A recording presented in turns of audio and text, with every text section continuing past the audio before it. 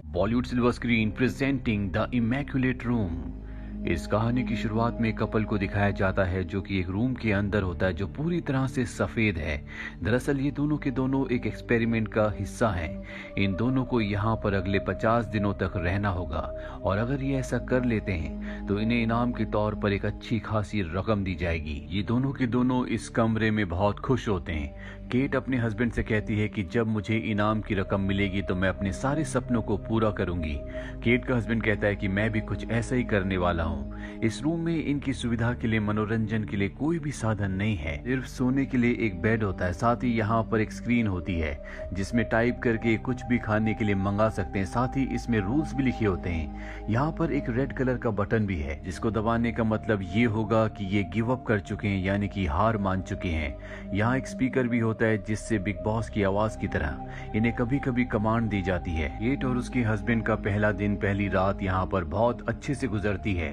इन दोनों को पूरा विश्वास है कि ये 50 दिन यहाँ पर आराम से पूरे कर लेंगे। केट के दिमाग में एक सवाल होता है जो वो अपने हस्बैंड से पूछती है कि डॉक्टर इस तरह का एक्सपेरिमेंट क्यों कर रही है। उसका हस्बैंड कहता है कि मुझे इस बात से कोई मतलब नहीं है, हम दोनों को यहाँ पर 50 दिन पूरे करने हैं जिसके बाद हमें मिलियन ऑफ डॉलर्स मिलेंगे जिससे हमारी पूरी जिंदगी बदल जाएगी।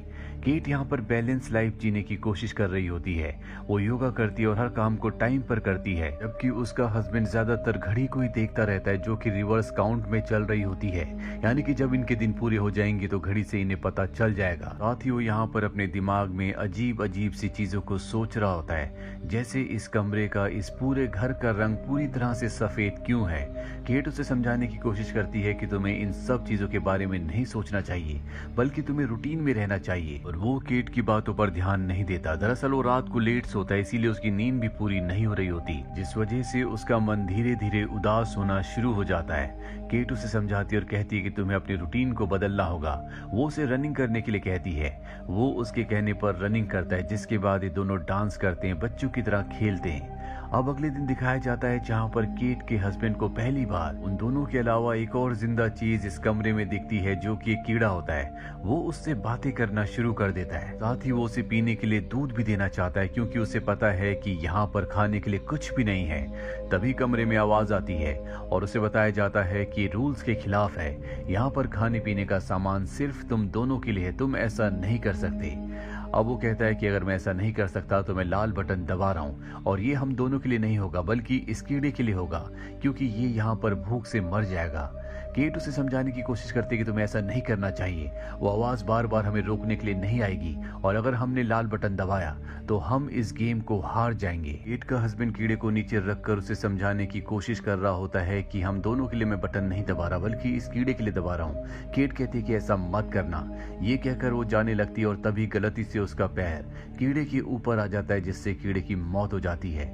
वो अपने हस्बैंड से कहती है कि मैंने ऐसा जानबूझकर नहीं किया, लेकिन उसका हस्बैंड उस पर विश्वास नहीं करता और कमरे के कोने में जाकर उदास बैठ जाता है। अगले 24 घंटों तक वो इसी तरह बैठा रहता है। दरअसल यहाँ आने से पहले इन्हें एक रूल बताया गया था कि ये बाहर से 2 चीजों को मंगा सकते हैं जो इनके मुताबिक नहीं आएंगी, लेकिन अगर इन्होंने इस ऑप्शन को चुना तो इन्हें अच्छे खासे पैसे भरने होंगे। और अब केट का हस्बैंड उन दोनों ऑप्शंस में से एक ऑप्शन को, यानी कि एक चीज को मंगवाना चाहता है। वो ऐसा करता है जिसके बाद उसे एक हरे रंग का मार्कर मिलता है। इससे उसे बिल्कुल समझ नहीं आता कि उसे क्या करना चाहिए। इसके बदले उसके $1,00,000 कट चुके हैं और अब उस हरे रंग के मार्कर से वो दीवारों पर अलग अलग तरह के स्केचेस बनाना शुरू कर देता है।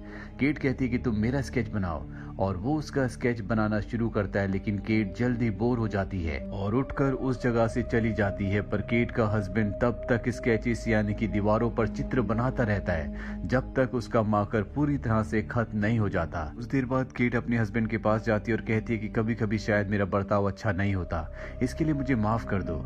उसका हस्बैंड भी समझता है कि यहाँ पर रहना बहुत ही तनावपूर्ण है और ये दोनों एक दूसरे को माफ कर देते हैं। अब इन्हें यहाँ पर आज पूरे 40 दिन हो चुके हैं और अब इन्हें मात्र 10 दिन और इस जगह पर बिताने हैं जिसके बदले इन्हें अच्छे खासे पैसे मिलेंगे। अब अगली सुबह जब ये वॉशरूम में देखते हैं तो वहाँ पर एक गन होती है जो देखकर ये हैरान हो जाते हैं। इन्हें समझ नहीं आता कि ये गन यहाँ पर किसने रखी, इसीलिए इस गन को ये बेड के नीचे डाल देते हैं। साथ ही अब यहाँ पर इन्होंने कई दिन अच्छे से बिताए हैं, इसीलिए इनकी फैमिली से जो इन्हें वीडियो मैसेजेस भेजे गए होते हैं इन दोनों को दिखाए जाते हैं, जहाँ पर केट के हस्बैंड की बहन बताती है कि वो घर पर सब ठीक है। केट का हस्बैंड कहता है कि मैं तुम सबको बहुत मिस करता हूँ। इसके बाद केट के फादर की वीडियो दिखाई जाती है जिसमें उसके फादर कहते हैं कि अब मैं सड़क पर नहीं बल्कि घर पर रहता हूँ। केट इस वीडियो को नहीं देखना चाहती, वो कहती है कि इस वीडियो को बंद करो और वहां से चली जाती है।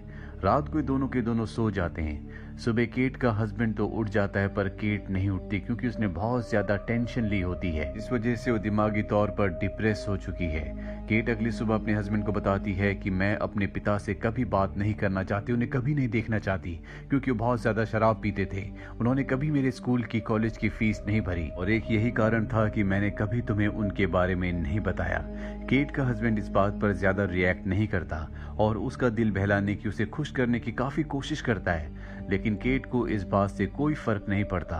केट का हस्बैंड कहता है कि अब भी हमारे पास एक चॉइस है, क्यों ना हम एक नई चीज मंगाएं जिससे कुछ दिन और गुजर जाएंगे और वैसे भी अब हमारे दिन यहाँ पर पूरे होने वाले हैं।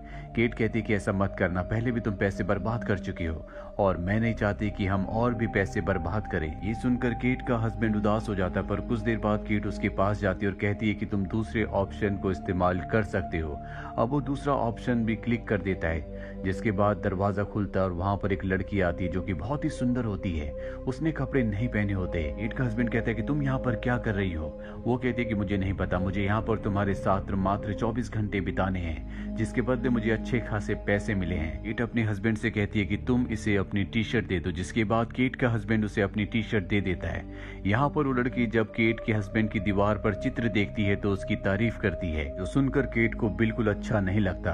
रात को केट का हस्बैंड केट को और उस लड़की को बेड पर सुला देता है और खुद नीचे सोता है, पर वो लड़की उसके पास आती है और उसके साथ अजीब अजीब सी हरकतें करना शुरू कर देती है। इसके बाद केट अपने हस्बैंड को बेड पर सुलाती है और अपने हस्बैंड और उस लड़की के बीच में सो जाती है। अगली सुबह दिखाया जाता है कि केट जब अपने हस्बैंड के साथ बैठी होती है तो लड़की वहां पर आती है और गोल गोल घूमकर डांस करना शुरू कर देती है।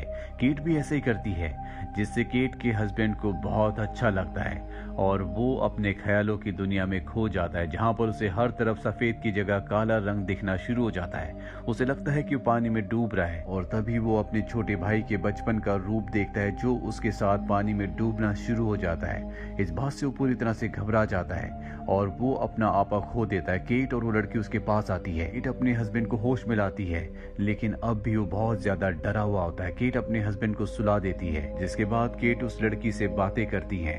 कुछ देर बाद जब केट का हस्बैंड होश में आता है तो वो देखता है कि वहां पर केट नहीं है, वो वॉशरूम में होती है और तब वो उस लड़की के पास जाता है जहां पर ये दोनों के दोनों बातें करना शुरू कर देते हैं, जहां ये एक दूसरे को अपनी जिंदगी के दुख, अपनी जिंदगी के दर्द को शेयर कर रहे होते हैं, जिससे केट का हस्बैंड इमोशनल हो जाता है।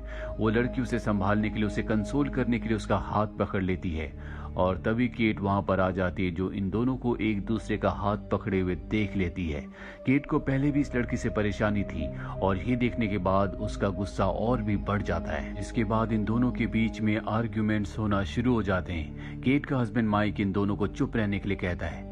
रात को सबके सब सो जाते हैं। अगली सुबह केट और उसका हस्बैंड जब उठते हैं तो देखते हैं कि वो लड़की यहाँ से जा चुकी है।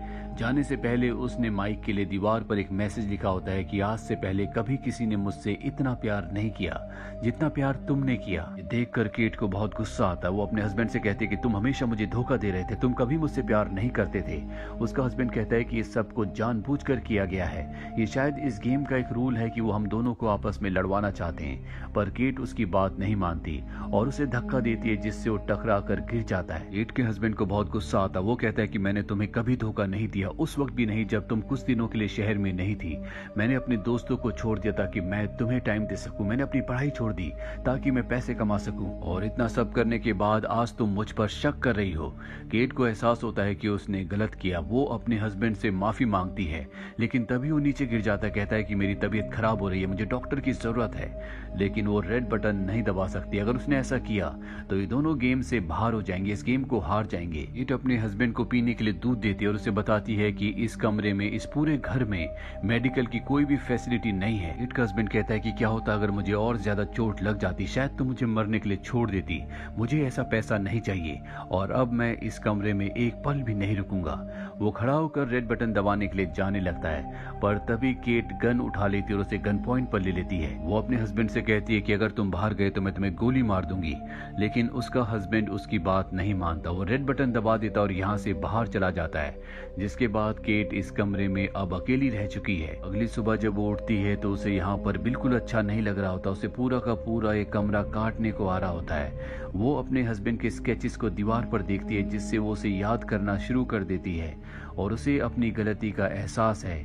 उसे इस गेम को जीतने के लिए मात्र 2 और दिन यहाँ पर बिताने हैं। उसे 48 दिन यहाँ पर हो चुके हैं, लेकिन अब वो यहाँ पर एक पल भी नहीं रहना चाहती। वो लाल बटन दबाती है और यहाँ से बाहर निकल जाती है। इसके कुछ महीनों बाद दिखाया जाता है कि केट का हस्बैंड रनिंग करता हुआ केट के घर के आगे से गुजरता है, जहाँ वो केट को देखता है। दरअसल उस कमरे से निकलने के बाद ये आज पहली बार मिले हैं। ये दोनों के दोनों वॉक करते हुए खाना खाने के लिए निकल पड़ते हैं, जहाँ पर केट का हस्बैंड केट से पूछता है क्या तुमने उस टास्क को पूरा किया। केट उसकी बात का जवाब नहीं देती।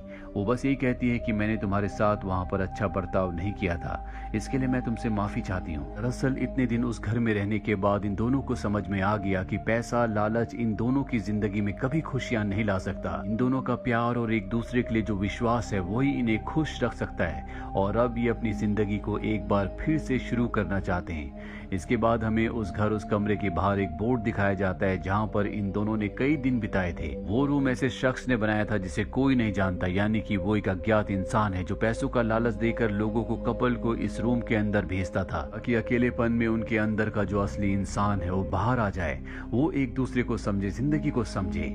कहानी के अंत में दिखाया जाता है कि एक बार फिर से उसी सफेद रूम के अंदर एक और कपल आया है, जिसे यहाँ पर अगले 50 दिन बिताने होंगे, जैसे केट और उसके हस्बैंड को बिताने थे। ये दोनों भी उसी तरह से खुश होते हैं जैसे केट और उसका हस्बैंड यहाँ पर पहली बार आने के बाद थे, क्योंकि उन्हें ऐसा लग रहा था कि 50 दिन वो यहाँ पर बहुत आराम से बिता देंगे। और सवाल ये है कि क्या ये दोनों के दोनों यहाँ पर 50 दिन बिता सकते हैं या नहीं। और इसी सवाल के साथ ये फिल्म, ये कहानी यहीं पर खत्म हो जाती है। उम्मीद करते हैं कि ये कहानी आपको पसंद आई होगी।